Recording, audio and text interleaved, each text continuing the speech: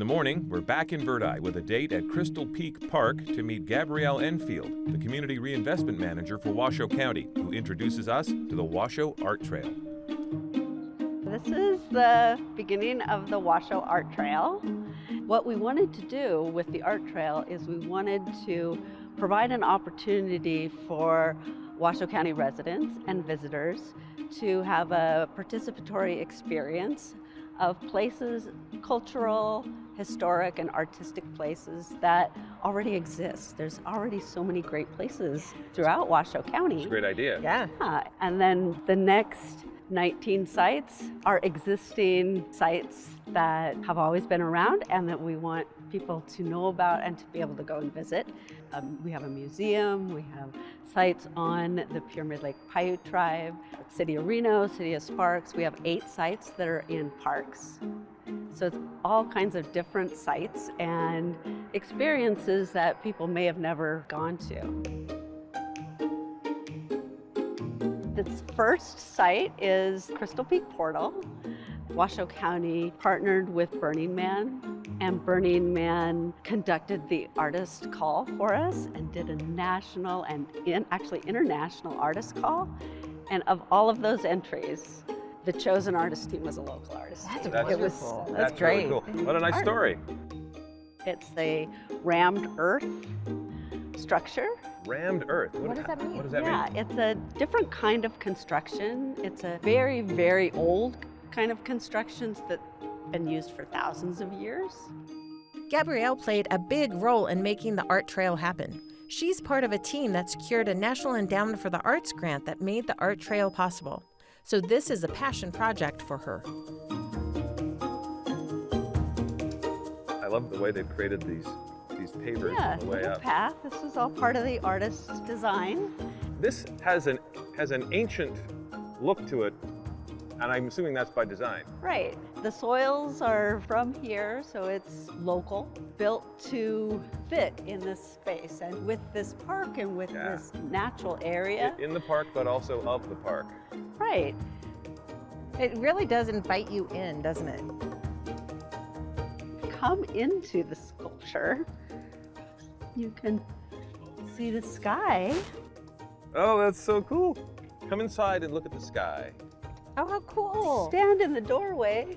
And peer through. You can peer through and see the peak. This is Ladybug Peak. When we constructed it, we needed to ensure historic preservation. Okay. So we work with the Washoe tribe as well as the Reno Sparks Indian colony. And when we work with the Washoe tribe, we ask them about the name of this place. And this word is in the Washoe tribe language, the name of this place. And it means the place of my mother's sister. That's beautiful. It's just so subtle and so organic feeling in the piece. Yeah. And it's so much more elegant than just saying my aunt's house. Exactly. Or Tennessee. Yep. Tennessee? That's where my mom's sister lives. We set out for the next stop on the art trail.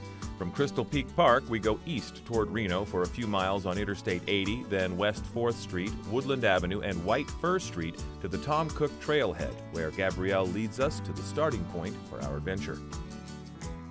Our second site is right up this trail. We're going to head up to the historic Airmail Arrow.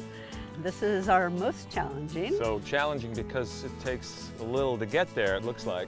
Takes a little effort. I know this trail.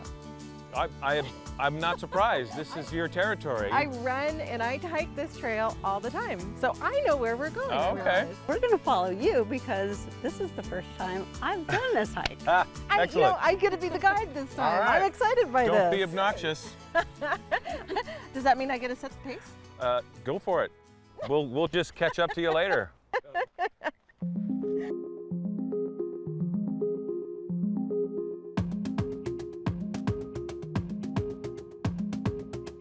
The first challenge we face is this hill with its series of switchbacks. As we begin, we see a number of others on their way back from a morning on the trail. This is officially called the Tom Cook Trail, but hikers commonly refer to it also as the Ore Ditch Trail. It's very popular, so if you come out for a hike, you almost certainly won't be alone.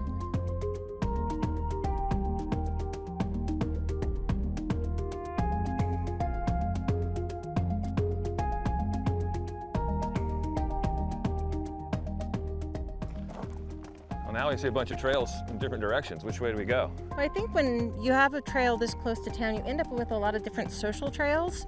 So I'm going to stay on what I know is always been here and is more official trail. Oh, that's good. Because I think it's always just better trail etiquette to stay out of the plants and stay out of the brush and stay on the trail. We're headed to that clump of trees and then up from there. Is it less fun when you already know? No, it's more fun.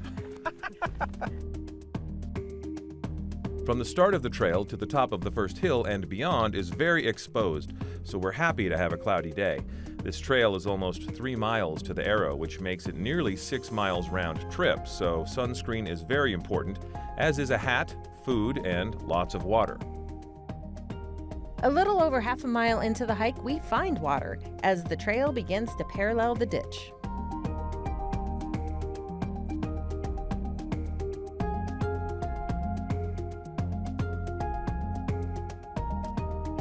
Just over 2 miles in, we reach the trees and enjoy a brief but very welcome dose of shade.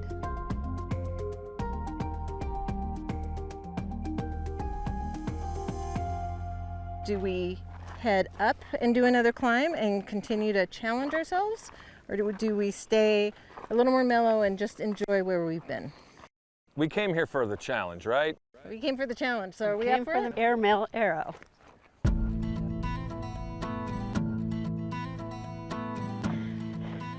This is the challenge part. Gabrielle's not kidding. The clouds have moved on and this climb is in the heat of the day, so we're feeling it much more this time. It's important to be aware of how you feel when hiking in the heat. Go at your own pace and rest whenever you feel a need. It helps to find a natural stopping point like here when we look at the source of the water. This area was called Hole in the Wall for years because the water just used to come right out of the rock wall.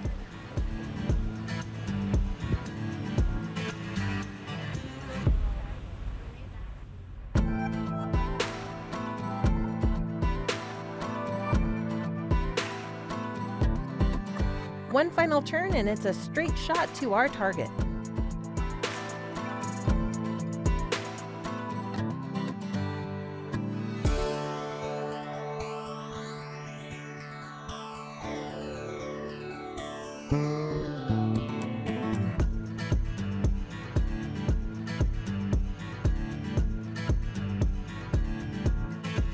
We made it. Now, challenge met. Challenge met. And you can still see that it's an arrow pointing right into Reno. These arrows were an important tool for the pilots carrying mail across the country during the 1920s and 1930s. It's funny to imagine the need for these today, but back then, the arrows and beacon lights kept the mail en route and hopefully on time. We love to be able to highlight the history along the trail, and this is just one great example, and also combining it with a great outdoor hike. Gabrielle, thank you for introducing us to the ArTrail today and giving us yet another reason to go out and look at cool stuff outdoors. And now we know the reason to get up here. Thank you so much for inviting me. Well, that is a strong way to end a trip. We're going to feel this one for a couple days. It was really a good hike. Well done. Hey. On the lead, that was nicely done. I love giving you guys a challenge. Got so us this is here, fun. got us here safe, so we're all good. Now that this trip is over, what's going to stick with you from it? You know, as much as I loved sharing a trail that I'm familiar with, I also loved getting to try a little bit of new trail out in Dog Valley. That was, to me, a lot of fun to explore. Yeah, and I'm always going to remember those moments where Kurt just whipped out a tool and cut down more of the trail to clear it, and I just thought, wow, that's a guy who has passion for what he's doing. He loves it. And I love seeing that with people who have passion for what they're doing. It rubs off on us, I think. And communities that are passionate about their history, like Verdi. So it's been a lot of fun. Yeah, it was a lot of fun. Really enjoyed it. So, hope you've enjoyed traveling on this trip with us. And if you want to learn more about this episode, stream any of the Wild Nevada episodes, you can visit our website at pbsreno.org or use the PBS video app. Until our next Wild Nevada trip, we're hoping you get a chance to go out and explore on your own.